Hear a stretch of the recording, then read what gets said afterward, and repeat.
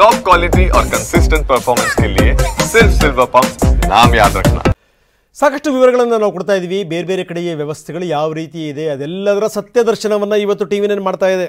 ಶವಾಗಾರಗಳ ಸ್ಥಿತಿ ಏನು, PHC ಸೆಂಟರ್ಗಳ ಸ್ಥಿತಿ ಏನು, ಯಾವ ರೀತಿ ಇದೆ, ಎಷ್ಟರ ಮಟ್ಟಿಗೆ ನಾವು ಜನಗಳಿಗೆ ಆರೋಗ್ಯ ಕೊಡ್ತಾ ಇದ್ದೀವಿ, ಜೊತೆಗೇನು ಅಂದರೆ ಈ ಸತ್ತಿರುವಂಥ ಜನರನ್ನು ಹೆಂಗೆ ನಡೆಸ್ಕೊತಾ ಇದ್ದೀವಿ, ಆ ಶವಗಳನ್ನು ನಾವು ಹೆಂಗೆ ಟ್ರೀಟ್ ಮಾಡ್ತಾ ಇದ್ದೀವಿ, ಅಂದರೆ ಈ ಶವಾಗಾರನ ಹೆಂಗೆ ಬೇಕಾದರೂ ಇಡ್ಬೋದು ಅನ್ನೋದೊಂದು ಮನೋಭಾವನೆ ಅಲ್ಲಿ. ಅದು ನೋಡಿ, ಆ ಶವಾಗಾರ ನೋಡಿದ್ರೆ ಗೊತ್ತಾಗುತ್ತೆ, ಅದಕ್ಕೆ ಒಂದು ಮೇಜರ್ ಸರ್ಜರಿ ಆಗುತ್ತೆ. ಇದೆ ಎಲ್ಲ ಕಡೆಗೂ ಕೂಡ ಇದೇ ಹಣೆ ಬರವೆ. ನಾನು ಕೇಳ್ತೀನಿ ವ್ಯವಸ್ಥೆಗೆ ಏನು ಮಾಡ್ತಾ ಇದೆ ಸಂಬಂಧಪಟ್ಟಂಥ ಇಲಾಖೆ, ಸಂಬಂಧಪಟ್ಟಂಥ ಮಿನಿಸ್ಟರ್ ಏನು ಮಾಡ್ತಾ ಇದ್ದಾರೆ, ಸಂಬಂಧಪಟ್ಟಂಥ ಅಧಿಕಾರಿಗಳೇನು ಮಾಡ್ತಾ ಇದ್ದಾರೆ. ಈ ಮುಖಾಂತರ ನಾನು ಲೋಕಾಯುಕ್ತಕ್ಕೂ ಕೂಡ ಒಂದು ಮನವಿ ಮಾಡ್ಕೊಳ್ತಾ ಇದ್ದೀನಿ, ಟಿ ವಿ ನೈನ್ ಮುಖಾಂತರ. ಎಸ್ಪೆಷಲಿ ಉಪಲೋಕಾಯುಕ್ತರು ವೀರಪ್ಪ ಅವರು, ನ್ಯಾಯಮೂರ್ತಿ ವೀರಪ್ಪ ಅವರು ಸಾಕಷ್ಟು ಕಡೆಗೆ ಓಡಾಡ್ತಾರೆ, ರಿಪೇರಿ ಮಾಡುವಂಥ ಪ್ರಯತ್ನವನ್ನು ಮಾಡ್ತಾ ಇದ್ದಾರೆ.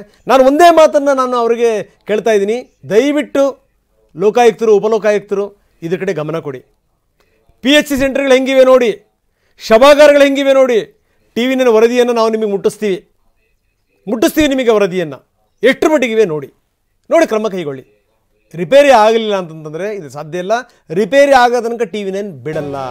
ಶಿರೂರಿನ ಕಥೆಯನ್ನು ನಾವು ನೋಡಾಯಿತು. ಈಗ ಬೆಳಗಾವಿಯ ಉಚಗಾಂವ್ ಗ್ರಾಮದಲ್ಲೂ ಕೂಡ PHC ಸೆಂಟರ್ ಶವಗಾರದ ಮನೆ ಹಾಳಾಗೋಯ್ತಂತೆ. ಅಲ್ಲಿ ಪ್ರಾಥಮಿಕ ಆರೋಗ್ಯ ಕೇಂದ್ರ ಇದೆಯಲ್ಲ PHC ಓಪನ್ನೇ ಆಗಲ್ಲ. ಮತ್ತೆ ಗೋವಾ ಮಹಾರಾಷ್ಟ್ರ ಸಂಪರ್ಕ ಮಾಡುವಂಥ ರಸ್ತೆ ಮೇಲಿದೆ ಇದು. ಅಲ್ಲಿಂದ ಏನಾದರೂ ಎಡವಟ್ಟುಗಳಾಯಿತು ಅಂತಂದರೆ ಇಲ್ಲಿಗೆ ಬರಬೇಕು. ಯಾವಾಗಾದರೂ ನೋಡಿ ಬೀಗ ಜಡ್ದಿರುತ್ತೆ. ಬೆಳಗಾವಿಯ ಉಚಗಾಂವ್ ದೃಶ್ಯಾವಳಿಗಳನ್ನು ನಾವು ನಿಮಗೆ ತೋರಿಸ್ತಾ ಇದ್ದೀವಿ. ಉಚಗಾಂವ್ ಗ್ರಾಮದ ಪ್ರಾಥಮಿಕ ಆರೋಗ್ಯ ಕೇಂದ್ರ.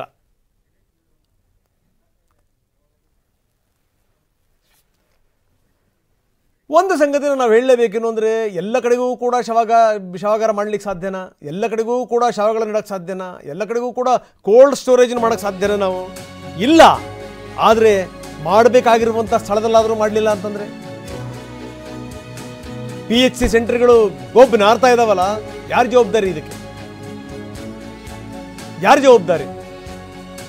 ಗಿಡಗಂಟೆಗಳು ಬೆಳ್ಕೊಂಡಿವೆಯಲ್ಲ, ನಾವು ತೋರಿಸ್ತಾ ಇದ್ದೀವಿ, ಆರೋಗ್ಯ ಇಲಾಖೆಯ ಮುಖಕ್ಕೆ ಹಿಡಿತಾ ಇದ್ದೀವಿ, ನೋಡ್ರಪ್ಪ ನಿಮ್ಮ ಯೋಗ್ಯತೆ ಎಷ್ಟರ ಮಟ್ಟಿಗಿದೆ ಅಂತ.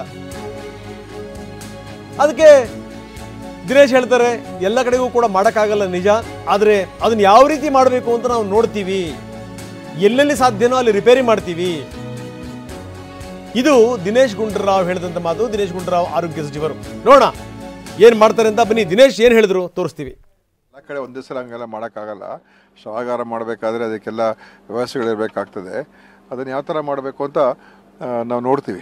ಸರ್, ಹೈವೇಗಳಿಗೆ ಎಲ್ಲ ಹತ್ರ ಇದೆ, ಮತ್ತೆ ಎಲ್ಲೆಲ್ಲಿ ಪೊಲೀಸ್ ಸ್ಟೇಷನ್ ತುಂಬಾ ಬೇಡಿಕೆ ಇದೆ, ಪೋಸ್ಟ್ ಮಾರ್ಟಮ್ ಅಲ್ಲಿ ಮಾಡಬೇಕು ಅನ್ನೋ ಆ ಥರ ಹಂಗೆಲ್ಲ ಆಗೋದಿಲ್ಲ. ಎಲ್ಲೆಲ್ಲಿ ಮಾಡೋಕ್ಕೆ ಸಾಧ್ಯ ಆಗುತ್ತೆ ನೋಡ್ತೀವಿ, ಪರಿಶೀಲನೆ ಮಾಡ್ತಾ ಇದೀವಿ ಅದನ್ನು. ಆಯ್ತಾ? ಇನ್ನು ಉತ್ತರ ಕರ್ನಾಟಕ ಭಾಗದಲ್ಲಿ ತುಂಬಾನೇ ಸಮಸ್ಯೆಗಳಿದೆ, ಶವಾಗಾರದ್ದು ವ್ಯವಸ್ಥೆಗಳು ಸರಿ ಇಲ್ಲ ಅಂತ ಹೇಳಿ ಆ ಕಡೆ ತುಂಬಾ ಬೇಡಿಕೆ ಹೆಚ್ಚಾಗ್ತದೆ. ಪೋಸ್ಟ್ ಮಾರ್ಟಮ್ ಮಾಡೋದಕ್ಕೆ ಅದಕ್ಕೆಲ್ಲ ಬೇರೆ ಬೇರೆ ಸೌಕರ್ಯಗಳೆಲ್ಲ ಇರಬೇಕಾಗ್ತದೆ. ನಾವು ನೋಡಿಕೊಂಡು ಮತ್ತೆ ತೀರ್ಮಾನ ಮಾಡಿ ಹೇಳ್ತೀವಿ.